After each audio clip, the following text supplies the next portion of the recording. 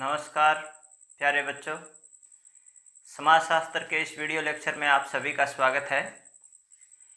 आज इस video lecture में हम चर्चा करेंगे कक्षा 12 के अध्याय 3 सामाजिक संस्थाएं निरंतरता एवं परिवर्तन के उपविषय परिवार के बारे में। इस चर्चा में हम परिवार का अर्थ, परिवार की सामान्य विशेषताएं व विभिन्न आधारों पर परिवार के प्रकार के बारे में बात करेंगे। प्यारे बच्चों, जैसा कि आप सभी जानते हैं कि हम सभी लोग परिवार में रहते हैं। परिवार संसार की एक सार्वभौमिक संस्था मानी जाती है, अर्थात संसार के सभी समाजों में परिवार किसी न किसी स्वरूप में पाया जाता है। इसके अतिरिक्त आपने एकल परिवार व संयुक्त परिवार के बारे में पहले ही सुन रखा होगा। कक्षा 11 में समाजशास्त्र विषय के अंतर्गत आप परिवार की अवधारणा से भी कुछ पूर्व परिचय रखते होंगे।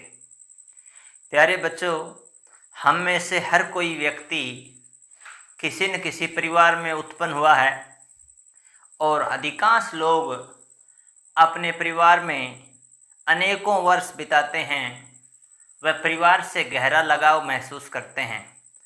कभी कभी हम अपने माता पिता, दादा दादी, नाना नानी, सहोदर भाई बहनों, चाचा चाचियों व अन्य रिश्तेदारों के साथ बहुत अच्छा महसूस करते हैं, जबकि बाकी लोगों के बारे में हम ऐसा महसूस नहीं करते, या जब हम बाकी लोगों के साथ होते हैं तो ऐसा महसूस नहीं करते।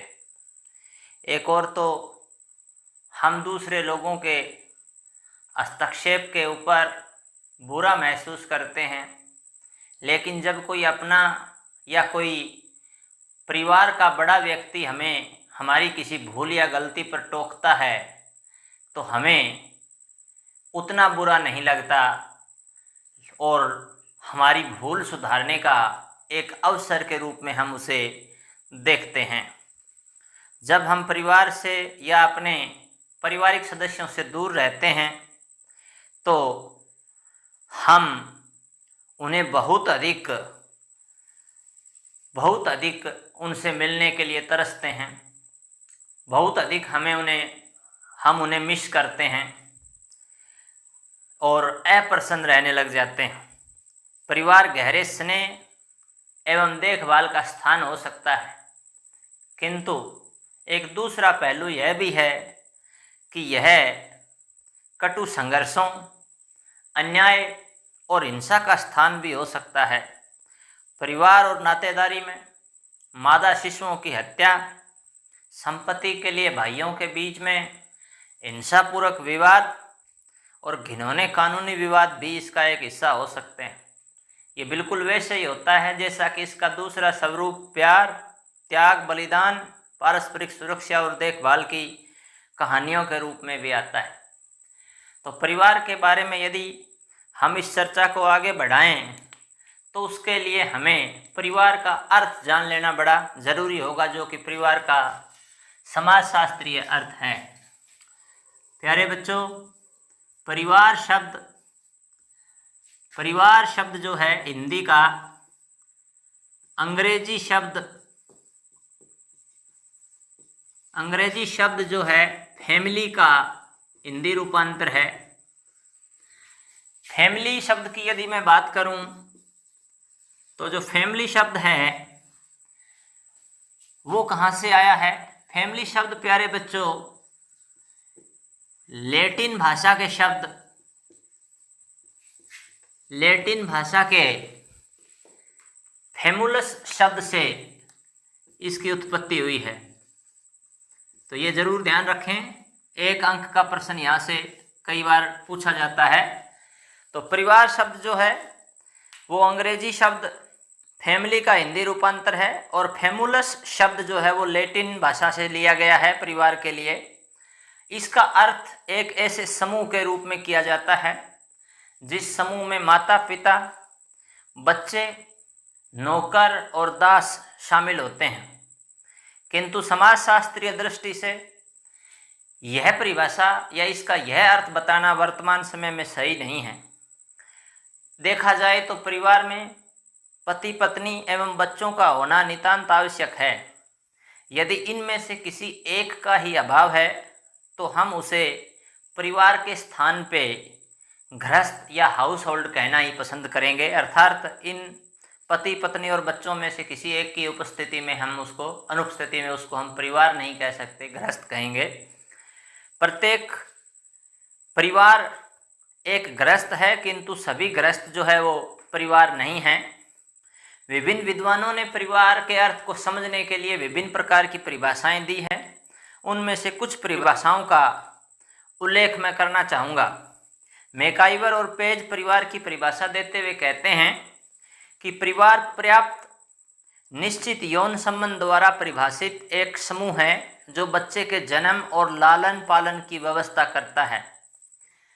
मैकाइवर और पेज की दी गई इस परिभाषा से ये बात स्पष्ट होती है कि परिवार एक ऐसे स्थायी संगठन का नाम है जहां पति पत्नी के रूप में विवाहित पुरुष और स्त्री यौन संबंधों से संतान उत्पन्न कर उसका लालन पालन करते हैं। मर्डॉक ने भी परिवार पर काफ़ी अध्ययन किया है और परिवार नामक संस्था को इन्होंने बारीकी से स्टडी किया है, बारीकी से उसका अध्ययन किया है। इन्होंने परिवार पे बहुत कुछ लिखा है। मर्डॉक कहते हैं कि परिवार एक ऐसा सामाजिक समूह है जिसके लक्षण जो है वो सामान्य निवास, आर्थिक सहयोग और जनन है। अर्थात मर्डॉक ने परिवार के 3 मुख्य चरित्र या गुण बताए हैं, जिसमें से सामान्य निवास अर्थात कोई भी परिवार है वो एक जगह रहता है, आर्थिक सहयोग करता है प्रत्येक सदस्य एक दूसरे का, और जनन होता है। इसमें 2 लिंगों के बालिग लोग शामिल होते हैं और कम से कम 2 व्यक्तियों में स्वीकृत यौन संबंध होता है। तो मर्डॉक जो है वो 3 आधार पे इसकी व्याख्या करते हैं। यदि किंग्सले डेविस की बात करें तो किंग्सले डेविस कहते हैं कि परिवार ऐसे व्यक्तियों का समूह है जो रक्त के आधार पर एक दूसरे से संबंधित है, तो जिसमें ब्लड रिलेशन होता है। इलियट और मेरिल कहते हैं कि परिवार पति पत्नी और बच्चों से निर्मित एक जैविक सामाजिक इकाई है। तो इलियट और मेरिल की परिभाषा को मैं यहाँ पे कोट करता हूँ। इलियट एवं मेरिल विद्वान का नाम है। इलियट और मेरिल कहते हैं कि परिवार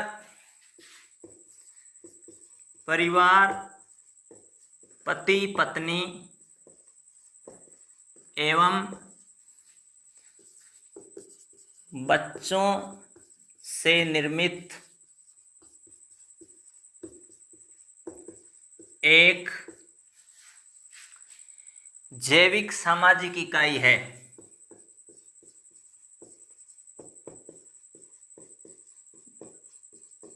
यानी कि इलियट और मेरिल जो है वो परिवार को एक जैविक सामाजिक इकाई मानते हैं। लेकिन एक बात इन्होंने भी खास कही है जिस पे गौर करने लायक है कि उसमें पति पत्नी और बच्चे शामिल होते हैं। तो इलियट और मेरिल भी इन्हीं बातों पे बात करते हैं। आगबर्न और निमकाफ कहते हैं कि परिवार थोड़ा बहुत स्थायी समूह है जिसमें बच्चों सहित या बच्चों रहित पति पत्नी या एक स्त्री और एक पुरुष अकेले ही रहते हैं। विभिन्न विद्वानों के द्वारा दी गई इन परिभाषाओं से स्पष्ट है कि परिवार एक समूह, एक संगठन और एक सामाजिक संस्था है। प्रत्येक परिवार में समाज के एक संरचनात्मक और प्रकार्यात्मक पक्ष स्पष्ट होते हैं। मूल रूप में पति पत्नी तथा बच्चों से परिवार की संरचना होती है। इस प्रकार से प्रत्येक परिवार में कम से कम 3 संबंध विद्यमान होते हैं। प्रथम पति पत्नी का संबंध, दूसरा वैवाहिक संबंध, माता पिता एवं बच्चों के संबंध, और भाई बहनों के संबंध जो है वो परिवार में होते हैं।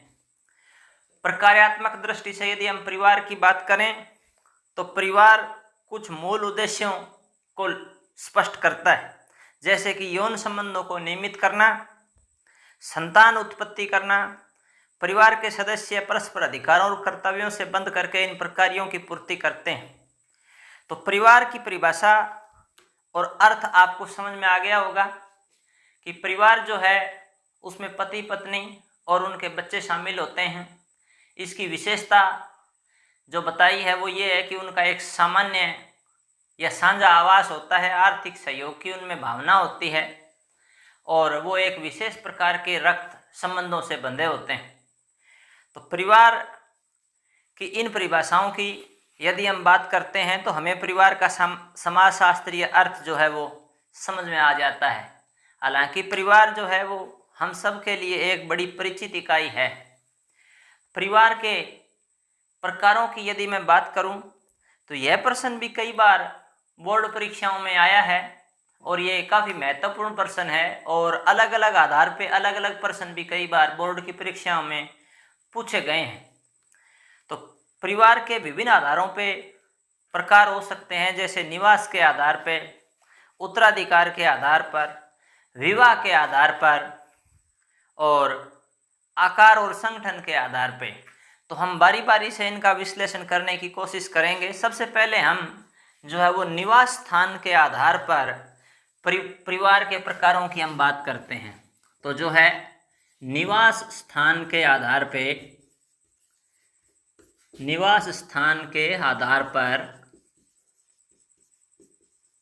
परिवार के प्रकार।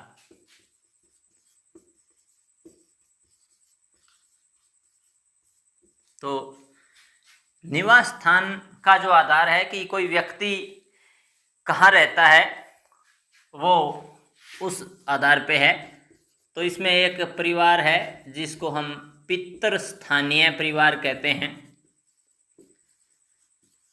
पितृस्थानीय परिवार वो परिवार होता है प्यारे बच्चों जिसमें एक व्यक्ति विवाह के बाद जब पत्नी अपने पति और पति के माता पिता के साथ रहने लग जाती है या वर के माता पिता के साथ वर के घर में रहने लग जाती है तो उसको हम पितृस्थानीय परिवार कहते हैं।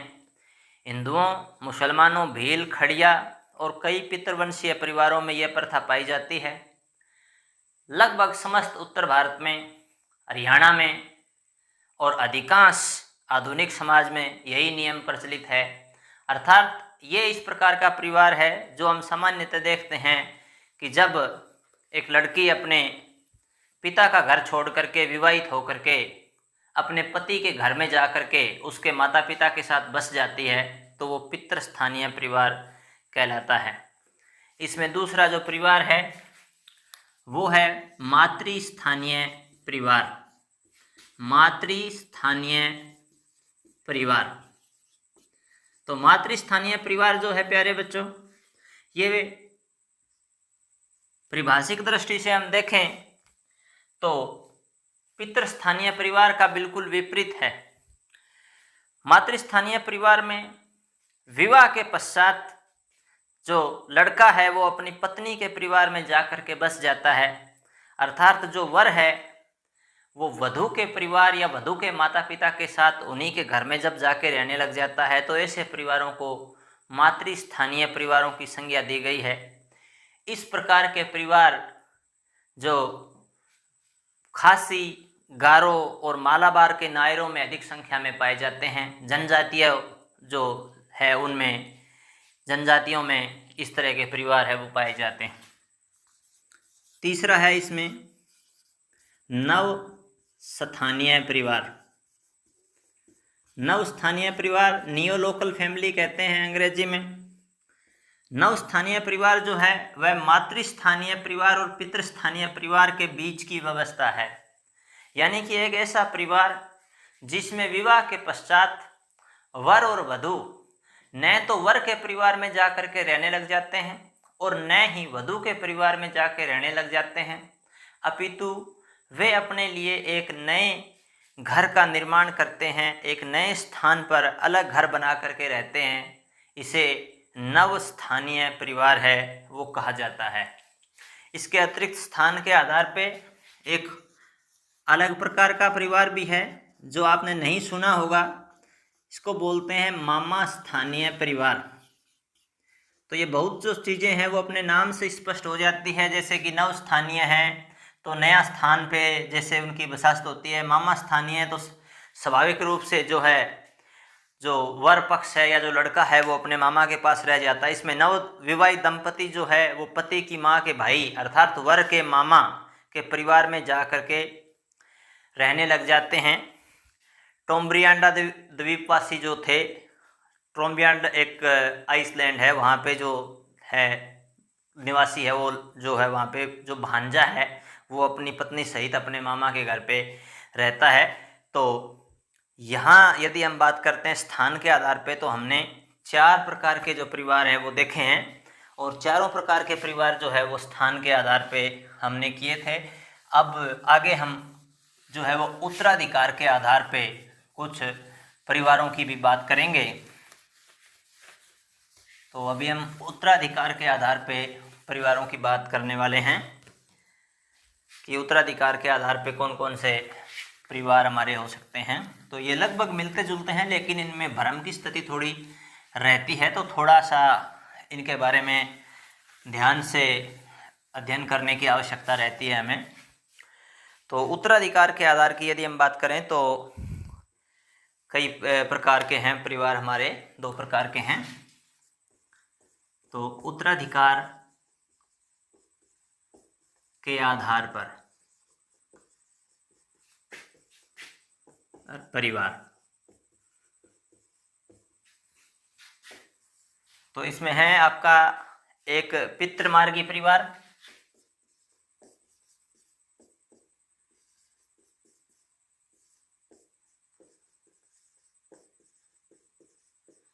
और दूसरा मातृमार्गी परिवार।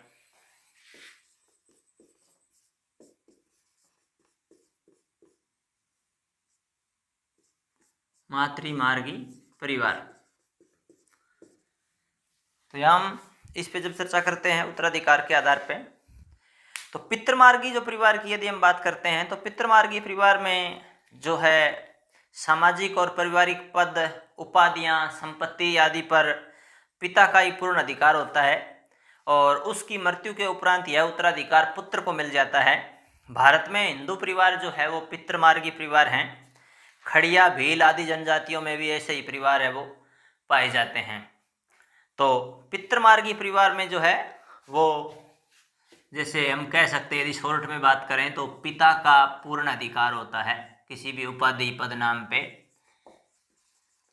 पिता का ज़्यादा अधिकार होता है। पारिवारिक पद, उपाधि, संपत्ति पर पिता का अधिकार होता है और पिता की मृत्यु के बाद ये अधिकार जो है वो पुत्र को मिल जाता है। मातृमार्गी परिवार की यदि हम बात करें तो इस परिवार में संपत्ति के आधार के जो संबंध है वो निश्चित होते हैं। पिता से पुत्र को कोई संपत्ति प्राप्त नहीं होती। परिवार में माता या माता का भाई या बहन का लड़का अर्थात भांजा संपत्ति का उत्तराधिकारी होता है। भारत की खासी, गारो आदि जनजातियों में जो है वो मातृमार्गी परिवार कहलाते हैं, अर्थात उन संबंधियों का अधिकार अधिक होता है जिनका संबंध स्त्री से होता है, जैसे बहन का लड़का, भांजा या मामा। तो इसमें जो है वो मामा या जो भांजा होता है उसका पूर्ण अधिकार है वो होता है, तो इसमें पिता का अधिकार है वो नहीं होता। तो मातृमार्गी इसको इसलिए कहा गया है क्योंकि माता से या स्त्री से संबंधित जो रिश्तेदार होते हैं या संबंधी होते हैं उनका अधिकार है वो संपत्ति में ज़्यादा होता है। तो ये जनजातियों में जो है वो पाए जाते हैं। फिर यदि हम बात करें तो वंश के आधार पर भी परिवार के कुछ भेद होते हैं। तो वंश के आधार पे है या वंश परंपरा के आधार पे जो बात करते हैं, वंश के आधार पर परिवार। तो वंश के आधार पे यदि हम परिवार की बात करते हैं तो वंश के आधार पे जो परिवार है उसमें पितृनामी परिवार है, मातृनामी परिवार है।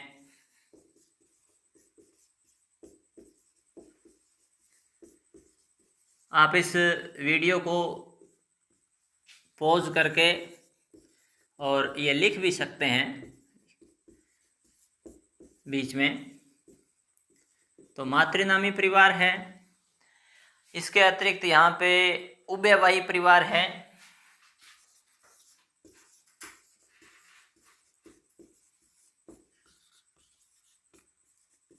और जो है वो द्विनामी परिवार है। तो यहाँ आप देख पा रहे हैं कि वंश के आधार पे जो है वो 4 प्रकार के परिवार पाए जाते हैं। तो परिवार के बारे में आज हम बिल्कुल विस्तार से चर्चा कर रहे हैं, क्योंकि 4 हमने स्थान के आधार पे परिवारों की बात की, 2 हमने उत्तराधिकार के आधार पे परिवारों की बात की, वंश परंपरा के आधार पे भी हम परिवार की बात कर रहे हैं। पितृनामी परिवार जो है वो पितृवंशीय परिवार भी इनको कहते हैं। इसमें जो वंश परंपरा है वो पिता के नाम के आगे चलती है। बच्चे जो है वो पिता के कुल या वंश से समझे जाते हैं, माता के वंश से नहीं। तो पितृनामी परिवार जो है इसमें जो वंश परंपरा है वो पिता के नाम से होती है, पिता के नाम से, और जो पिता का ही वो गोत्र या कुल प्रयोग करते हैं। जैसे कि उत्तर भारत के अंदर आप देख पाते हैं, हरियाणा के समाज में आप देख पाते हैं, ठीक है, स्त्री का जो गोत्र है वो विवाह के बाद आमतौर पे उसका सरनेम है वो चेंज हो जाता है, हालांकि कानूनन ऐसा आवश्यक नहीं है। मातृनामी परिवार की यदि हम बात करें तो इनको हम मातृवंशीय परिवार भी कह सकते हैं, पितृनामी परिवार को हम पितृवंशीय परिवार भी कह सकते हैं। तो ये पितृवंशीय परिवार से बिल्कुल उल्टा है। इसमें वंश परंपरा जो है वो माता के नाम पे चलती है और परिवार जो है वो माता के आधार पे चलता है। बच्चे जो है वो पिता के वंश के नहीं बल्कि माता के वंश से समझे जाते हैं। और तो यहाँ ये बिल्कुल मातृनामी परिवार जो है उसको हम कह सकते हैं कि जो वंश परंपरा है वहाँ पे वंश परंपरा है वो माता के नाम से चलती है। तो पितृवंशीय मैंने आपको बताया कि अधिकांश उत्तर भारत के अंदर खासतौर से हरियाणा में पितृवंशीय या पितृनामी परिवार है।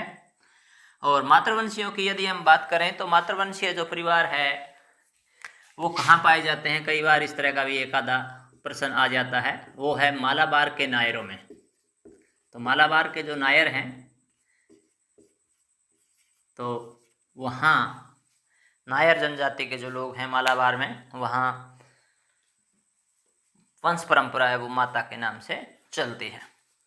इसके बाद में उभयवाही परिवारों की यदि बात करें तो कुछ परिवारों में वंश परंपरा जो है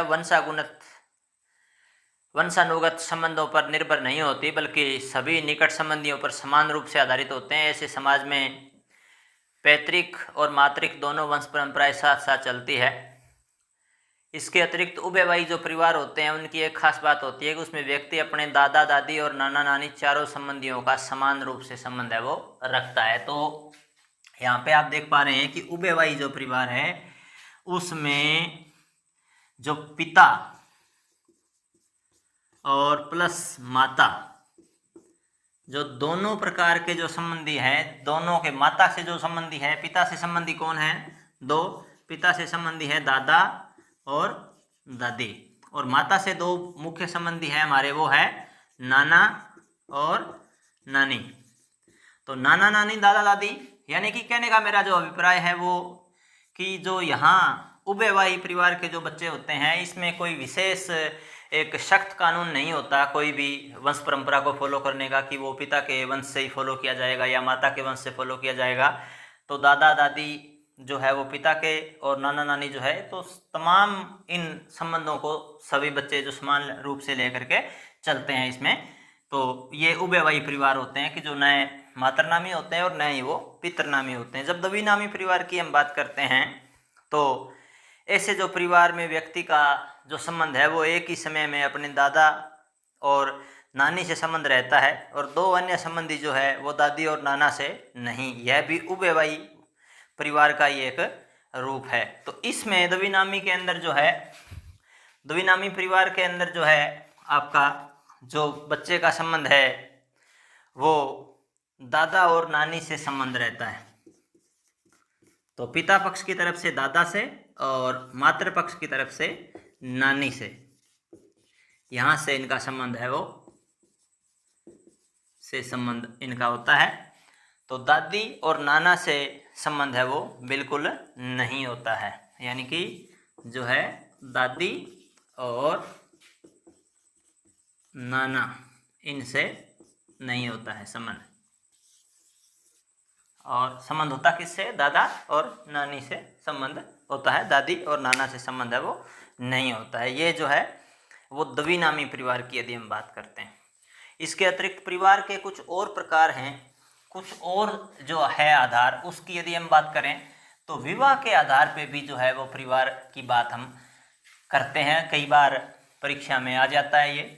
तो विवाह के भी प्रकारों के बारे में आपने कक्षा 11 में ज़रूर इसके बारे में चर्चा करी होगी, कक्षा 11 में आपने ज़रूर इसके बारे में पढ़ा होगा, लेकिन जो है विस्तार से कक्षा 11 में नहीं, कक्षा 12 में ही जो है वो इसके बारे में उल्लेख मिलता है। तो हम थोड़ा सा इस पर भी ये भी बात करने की कोशिश है वो कर रहे हैं। तो विवाह के आधार पे परिवार के रूप, तो विवाह के आधार पे परिवार के रूप, विवाह के आधार पर परिवार, तो ये जो है वो किस प्रकार के परिवार हैं वो विवाह के आधार पे होते हैं। इसमें बहुत ध्यान रखने वाली बात है कि एक तो जो हम बात करते हैं एक विवाही परिवार, मोनोगेमस फैमिलीज बोलते हैं इनको। दूसरा जो है जिसको हम बोलते हैं बहुविवाही परिवार, तो पॉलीगेमस बोलते हैं इनको। तो बहुविवाही परिवार और एक विवाही जो परिवार है इसके बारे में यदि हम बात करते हैं, एक विवाही परिवार जो है वो संसार में सर्वाधिक प्रचलित परिवार का रूप है। जब एक पुरुष या एक स्त्री के द्वारा विवाह करके परिवार का निर्माण किया जाता है तो ऐसे परिवार को हम एक विवाही परिवार कहते हैं। इन परिवार में कोई भी पुरुष एक जीवन साथी के होते हुए दूसरे से विवाह नहीं कर सकता। ऐसे संबंध स्त्रियों पर भी ऐसे नियम है वो लागू होते हैं। हिंदू, ईसाई, जैन, बौद्ध, सिख परिवार जो है अधिकांश इसी श्रेणी में आते हैं। अर्थात जब एक पुरुष एक स्त्री से या एक स्त्री जो है वो एक पुरुष से विवाह करके जिस परिवार की स्थापना करते हैं वो एक विवाही परिवार है। अधिकांश आधुनिक समाज में एक विवाही परिवार का ही रूप है वो पाया जाता है। ये परिवार का सर्वाधिक प्रचलित रूप है।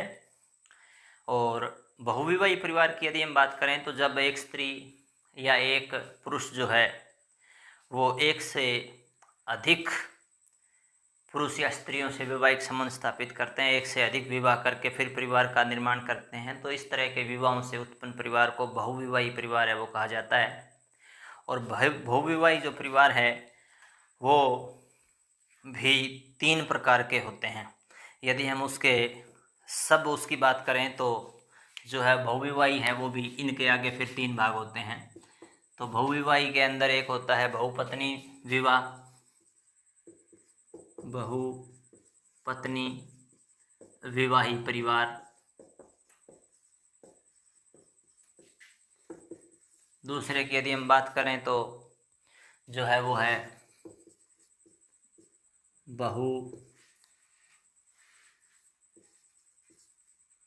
बहुपति विवाही परिवार।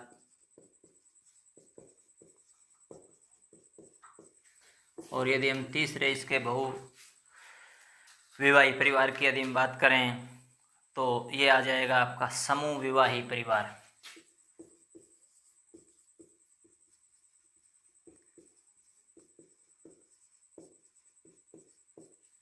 तो यहाँ थोड़ा सा और बता देता हूँ, ये विवाह के प्रकार भी होते हैं इनसे मिलते जुलते हैं, जिसमें बहुपत्नी विवाह होता है, बहुपति विवाह होता है या समूह विवाह होता है। यहाँ हम इससे आगे परिवार की यदि हम बात करते हैं, बहुपत्नी जब एक व्यक्ति के एक से अधिक पत्नियाँ होती है या जब व्यक्ति जो है वो एक से अधिक पत्नियों से विवाह करता है और उन के साथ एक परिवार में रहता है, तो ऐसा जो परिवार है उसको बहुपत्नी विवाही परिवार है वो कहा जाता है। आमतौर पे जो मुस्लिम है या मुस्लिम पुरुषों को ये अधिकार है कि वो एक से अधिक स्त्रियों से विवाह कर सकते हैं। और लेकिन हिंदुओं में जो ये प्रथा है वो समाप्त होती जा रही है, ये कानून है वो समाप्त हो गया है, कानूनन ये जायज़ नहीं है। हालांकि इस तरह के अपवाद है वो कहीं कहीं हिंदू समाज में भी मिल जाते हैं, लेकिन इस तरह के विवाह प्राय मुसलमानों में है वो देखे जाते हैं।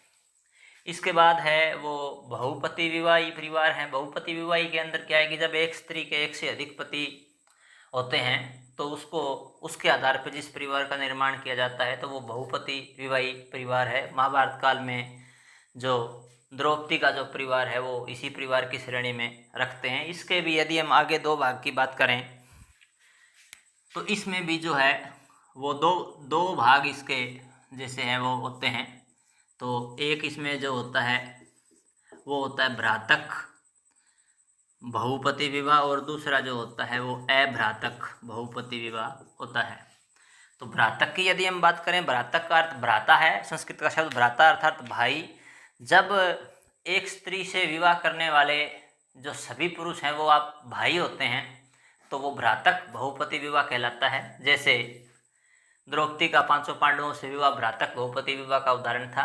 अभ्रातक की बात करते हैं कि इसमें आवश्यक नहीं है कि एक स्त्री से विवाह करने वाले जो लोग हैं वो आपस में भाई हों, वो दूसरे लोग भी हो सकते हैं। तो भ्रातक बहुपति विवाह इस तरह के जो एक स्त्री के अधिक पुरुषों से विवाह करने के द्वारा स्थापित जो परिवार है उनको हम बहुपति विवाही परिवार है वो कहते हैं। यदि हम समूह विवाही परिवार की बात करें तो समूह विवाही परिवार के अंदर क्या है कि जब कई भाई या कई पुरुष मिलकर के, ये अर्थात एक पुरुषों का समूह मिलकर के स्त्रियों के एक समूह से विवाह करता है तो सब पुरुष स्त्रियों के समान रूप से पति होते हैं और उस समूह की समस्त स्त्रियां जो है वो उन पुरुषों की समान रूप से पत्नियां होती है। इस प्रकार के विवाह को हम जो है वो समूह विवाही परिवार है वो कहते हैं। तो ये थोड़ा सा यहाँ जो मैंने थोड़ा सा भी आपको थोड़ा सा व्याख्यान में बताया है तो ये विवाह के प्रकार भी आ जाते हैं, ये भी काफ़ी महत्वपूर्ण है और ये परिवार के प्रकार में भी है। ठीक है, तो अब यदि हम बात करते हैं तो वो है कि आकार एवं संगठन या सदस्यों की संख्या के आधार पर परिवार के प्रकार। आकार एवं संगठन या सदस्यों की संख्या, ये जो है ये काफ़ी प्रचलित रूप है परिवार का। सदस्यों की संख्या के आधार पर, इसके बारे में आपने सुना होगा। आधार पर परिवार, तो इसमें जो है वो आपका केंद्रीय या मूल परिवार होता है, संयुक्त परिवार होता है और एक विस्तृत परिवार होता है। तो यदि हम केंद्रीय परिवार की बात करते हैं, इसको नाभिकीय परिवार भी कह देते हैं, केंद्रीय परिवार या मूल परिवार। दूसरा जो है वो संयुक्त परिवार है और तीसरा जो है उसको हम बोलते हैं विस्तृत परिवार, एक्सटेंडेड फैमिली जिसको हम कहते हैं। तो न्यूक्लियर फैमिली है, फिर जॉइंट फैमिली है, फिर एक्सटेंडेड फैमिली है। ये आकार के आधार पर इनके जो प्रकार हैं। केंद्रीय परिवार को हम प्राथमिक परिवार भी कह सकते हैं, मूल परिवार भी कह सकते हैं, नाभिकीय परिवार भी कह सकते हैं। ये परिवार का सबसे छोटा और आधारभूत स्वरूप है। इसमें सदस्यों की संख्या जो है वो बहुत कम होती है। आमतौर पर इसमें पति पत्नी और उनके अविवाहित बच्चे ही रहते हैं। इस तरह के परिवार जो है वो प्राय शहरी क्षेत्रों में पाए जाते हैं। आजकल ग्रामीण क्षेत्रों में भी एकल परिवारों का जो प्रचलन है वो काफ़ी बढ़ रहा है। संयुक्त परिवार की यदि हम बात करें तो संयुक्त परिवार के अंदर 3 या 3 से अधिक पीढ़ियों के सदस्य एक ही साथ रहते हैं। उनकी एक साझी छत होती है, अर्थात वो साझे घर में निवास करते हैं। एक ही साझे चूल्हे पे उनका भोजन है वो पकता है, यानी भोजनालय जो है वो उनका एक ही होता है।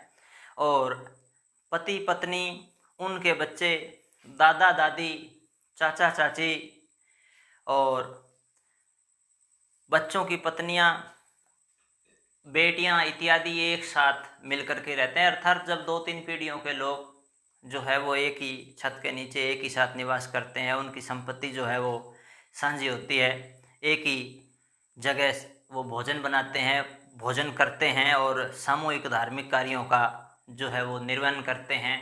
परस्पर वो लोग किसी न किसी नातेदारी से जुड़े हुए होते हैं। तो इस प्रकार की जो व्यवस्था है उसको हम संयुक्त परिवार व्यवस्था कहते हैं। ये व्यवस्था आमतौर पर भारत के ग्रामीण क्षेत्रों में बहुत अधिक पाई जाती है। और आज भी भारत के गांव में प्रत्येक गांव में बहुत से संयुक्त परिवार है वो देखे जाते हैं। ये विस्तृत परिवार की यदि मैं बात करूं तो जब संयुक्त परिवार के सदस्यों की संख्या बहुत अधिक बढ़ जाती है तब वो विस्तृत परिवार का रूप ले लेता है। इस तरह से संयुक्त परिवार जब बहुत फैल जाता है तो उसे विस्तृत परिवार माना जाता है। तो जैसे बहुधा कुटुंब शब्द का प्रयोग जो है वो इसके लिए प्रयोग में लाया जाता है। एक्सटेंडेड फैमिली जो है वो उसका एक उदाहरण जो है वो तारावाड़ है।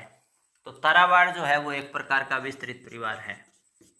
तो तारावाड़ की यदि हम बात करते हैं तो तारावाड़ क्या है, कई बार प्रश्न आ जाता है। एन एक्सटेंडेड फैमिली एक विस्तृत परिवार है।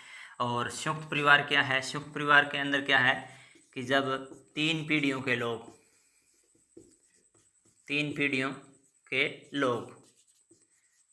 के लोग में कौन हो सकते हैं? माता पिता हो सकते हैं, दादा दादी हो सकते हैं, चाचा चाची भी हो सकते हैं, साथ में चाचा और चाची जो है वो हो सकते हैं, और इनके बच्चे हो सकते हैं।